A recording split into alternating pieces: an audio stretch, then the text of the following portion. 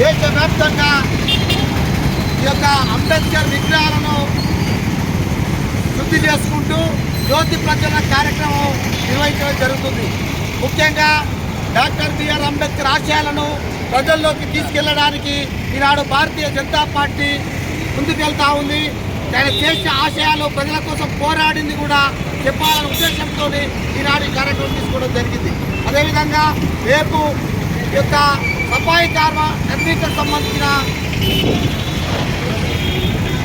సిబ్బందికి ఈ యొక్క సన్మాన కార్యక్రమం, అదేవిధంగా ఎల్లుండి దళిత బస్ సేవా బస్తీలో అంబేద్కర్ గురించి చెప్పడం భారతీయ జనతా పార్టీ ఆధ్వర్యం జరుగుతుంది.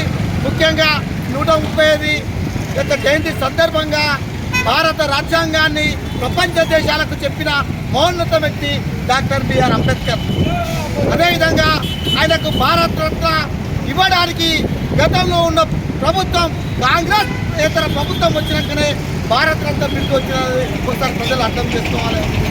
ఈనాడు ఓటు హక్కు కల్పించిన అంబేద్కర్ గారిని తన వంట మనిషి పెట్టి ఓడించిన పార్టీలు ఈనాడు భారతదేశంలో ఇంకా మరగడ సాగుతుందంటే చాలా సిగ్గు చేయడం విషయం అర్థం చేసుకోవాల్సిన అవసరం ఉండదు.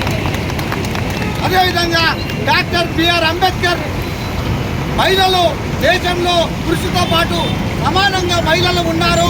వారికి హక్కుల గురించి పోరాడిన మహోన్నత వ్యక్తి డాక్టర్ బిఆర్ అంబేద్కర్. జ్ఞానం చదువుతోనే జ్ఞానం వస్తుందని, ఈ జ్ఞానం వర్ధిల్లాలని బోధించిన వ్యక్తి డాక్టర్ బిఆర్ అంబేద్కర్.